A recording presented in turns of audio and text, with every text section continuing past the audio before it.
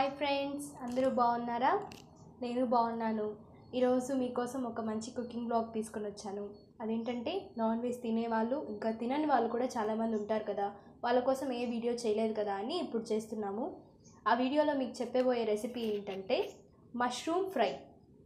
ఇది మా ఆంధ్ర స్టైల్లో అలాగే మన రాయలసీమ స్టైల్లో ఎలా తయారు చేసుకోవాలో మీకు ఈరోజు చెప్తాను. ఇలాంటి మంచి మంచి వీడియో కోసం నా ఛానల్ని లైక్, షేర్ అండ్ సబ్స్క్రైబ్ చేయండి. మీ కామెంట్ని మాకు తెలియజేయండి. ఇంకా లేట్ చేయకుండా మన వీడియోలోకి వెళ్ళిపోదాం. మష్రూమ్ ఫ్రైకి కావాల్సిన పదార్థాలు: మష్రూమ్స్ని ఇలా కట్ చేసుకొని పెట్టుకోవాలి, కొన్ని పుదీనా ఆకులు, కొద్దిగా నూనె, అలాగే ఇదొక స్పెషల్ మసాలా అండి. ఇది దీంట్లో ఏమేమి వాడతారంటే తెల్లగడ్డ, ఎర్రగడ్డ, అల్లం, కొబ్బరి, టమోటా, దాల్చిన చెక్క వేసుకొని మిక్సీలో ఈ కన్సిస్టెన్సీలో పేస్ట్ని రుబ్బి పెట్టుకోవాలి. ఈ మసాలానే ఈ ఫ్రైకి అంతా హైలైటర్ లాగా పనిచేస్తుంది. అలాగే తగినంత పసుపు, కొద్దిగా కారం, కొద్దిగా ఉప్పు, లాస్ట్గా కొంచెం మిరియాల పొడి. ఇప్పుడు మన టేస్టీ మష్రూమ్ ఫ్రై తయారీ విధానం చూద్దాం. ముందుగా స్టవ్ వెలిగించుకొని పెనం పెట్టుకొని, పెనం వేడైన తర్వాత కొద్దిగా ఆయిల్ వేసుకోవాలి.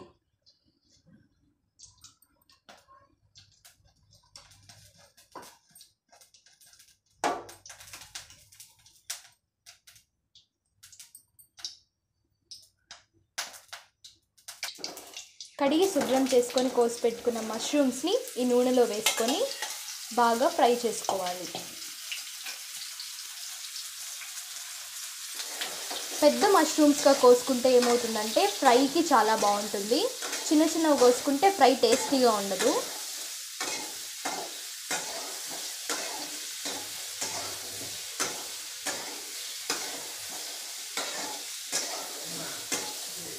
లైట్గా గోల్డెన్ కలర్లోకి వచ్చే వరకు ఫ్రై చేసుకోండి. చూడండి, ఈ విధంగా ఫ్రై చేసుకోవాలి.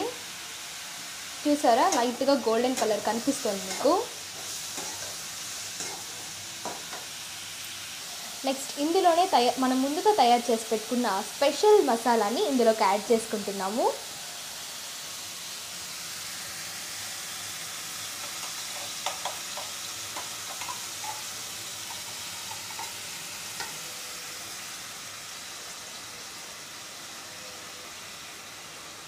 ఇందులోకి ఏమేమి వేసారో గుర్తుంది కదా: తెల్లగడ్డ, ఎర్రగడ్డ, అల్లం, టొమాటో, ఉప్పు, కొబ్బరి వేసుకొని పేస్ట్ చేసుకున్నాం కదా. మన పచ్చివాసన అంతా పోయే వరకు ఈ మసాలాతో మష్రూమ్స్ని బాగా వేపుకోవాలి. నూనె అనేది మనకు తేలి పైకి రావాలి, అప్పుడే మన మసాలా బాగా ఈ మష్రూమ్స్కి పట్టినట్టు అర్థం. ఇదే అండి సీక్రెట్ టిప్, ఇది అందరూ పాటించండి. ఏ మసాలా అన్న వేసేటప్పుడు అందులో నూనె వేసుంటాం కదా ముందుగా, ఆ నూనె పైకి తేలి రావాలన్నమాట. చూడండి, ఈ విధంగా బుడగలు వచ్చినా కూడా బాగా పట్టినట్టు.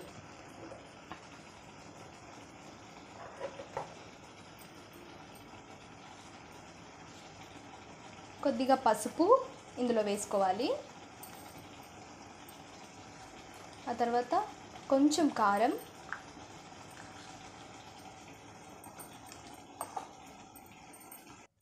ఇలా పసుపు, కారం, ఉప్పు ఇవన్నీ వేసేటప్పుడు స్టవ్ని సిమ్లో పెట్టుకోండి. చూడండి, కొద్దిగా ఉప్పు మీకు సరిపోయినంత వేసుకోండి.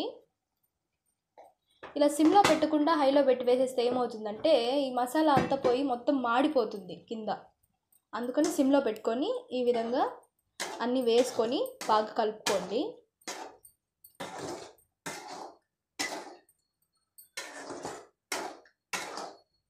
చూడండి, పొగలు భలే వస్తూ ఉన్నాయి దీంట్లోంచి.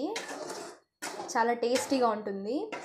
ఈ కూరని కొంతమంది నాన్ వెజ్ తినకుండా ఉంటారు కదా, వాళ్ళు బాగా ట్రై చేయొచ్చు. తినేవాళ్ళు కూడా ట్రై చేయండి.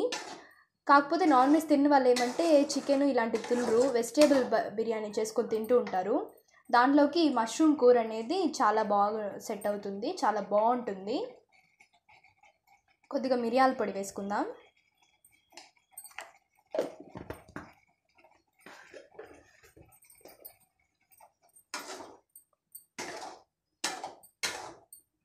మిరియాల పొడి వేసుకున్న తర్వాత కూడా ఈ విధంగా కలుపుకోవాలి.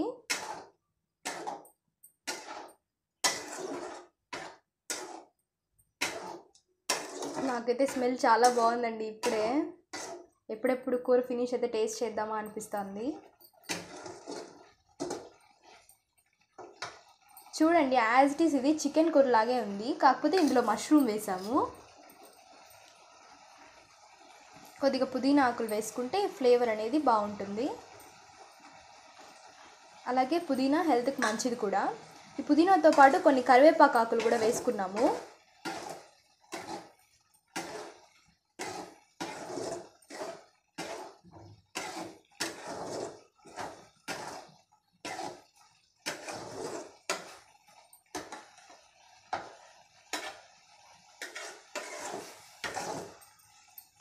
లైట్గా వాటర్ వేసుకొని, మరి ఎక్కువ వేయద్దండి, కొంచెం లైట్గా వేసుకొని ఒకసారి బాగా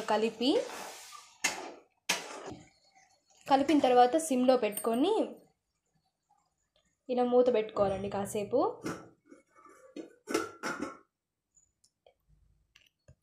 ఒక 5 minutes పెట్టుకుంటే చాలండి, ఫాస్ట్గా రెడీ అయిపోతుంది. చూడండి, 5 minutes తర్వాత మన మష్రూమ్ కర్రీ రెడీ అయిపోయింది. చూడండి ఎంత బాగుందో. మనం స్పెషల్ మసాలా వేసాం కదా, దీని టేస్ట్ ఇంకా వేరే లెవెల్లో ఉంటుంది. నాకైతే గుమ్మగుమ్మలు భలే వస్తున్నాయి. నేను ఎప్పుడెప్పుడు టేస్ట్ చేద్దామా అని అనుకుంటున్నాను. చూపిస్తాను మీకు సర్వింగ్ బౌల్లో వేసి. సర్వింగ్ బౌల్లో తీసుకొని ఇలా పుదీనాతో గార్నిష్ చేసుకొని తింటే చాలా యమ్మీగా ఉంటుంది. చూడండి, నిజంగా చికెన్ కూరలాగే ఎంతో బాగుంది కదా. నాకైతే చాలా నచ్చింది. మీరు కూడా ఇంట్లో ట్రై చేసి ఎలా ఉందో నాకు చెప్పండి. అలాగే నా ఛానల్ని లైక్, షేర్ అండ్ సబ్స్క్రైబ్ చేసి మీ విలువైన కామెంట్ని మాకు తెలియజేయండి. Thank you.